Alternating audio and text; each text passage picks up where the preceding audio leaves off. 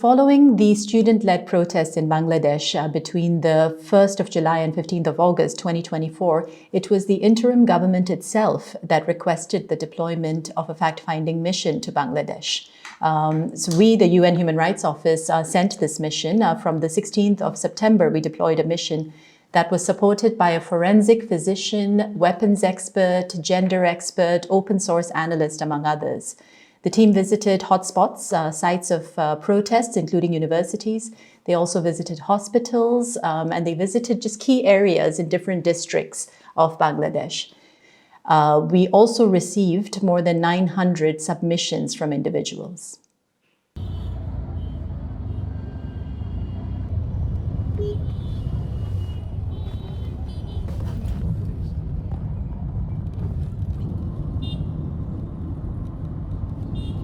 In terms of expertise, we need traditional human rights experts and investigators who conduct interviews and look at the information received.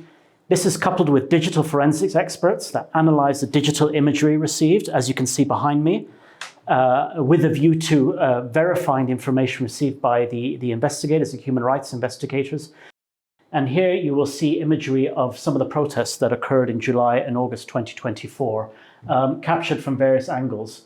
So you see how we have zoomed in on certain key areas here. For example, we have a shooter and trying to triangulate and cross-check the information to see exactly what happened and to verify information that was received from witnesses, victims, and information providers.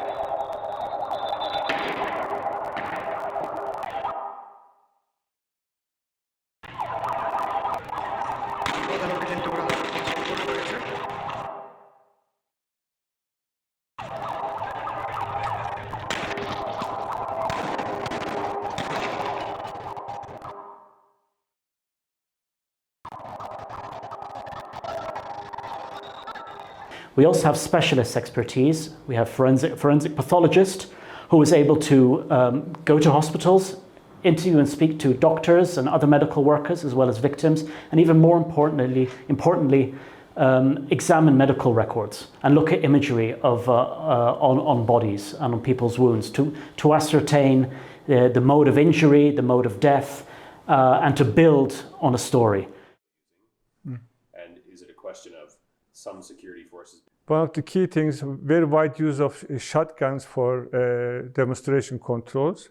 Sometimes automatic weapons into the air. And which was also confirmed by the different hospital directors. The shotguns were aimed above the waist, the chest, and to the heads of the persons. So over several hundred eye injury was declared by the head of the Ophthalmology Institute in Dhaka.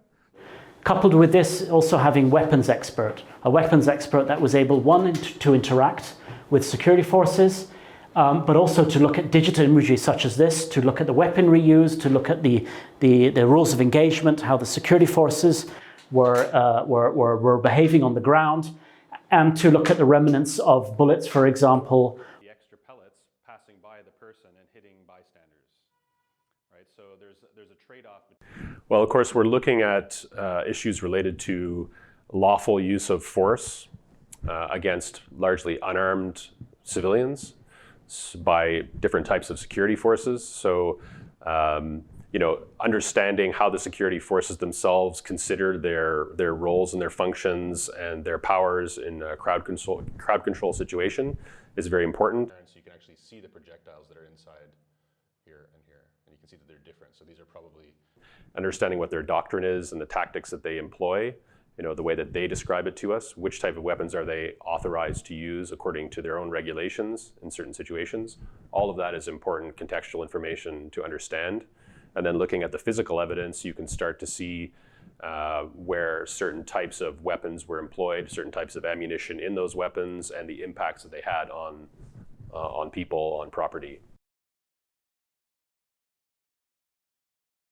Based on the work of the team, we found that Bangladesh's former government and security intelligence services, alongside violent elements associated with the Awami League, systematically engaged in a range of serious human rights violations. The testimonies and the evidence that we gathered paint a disturbing picture of rampant state violence, targeted killings that are among the most serious violations of human rights and which may also constitute international crimes.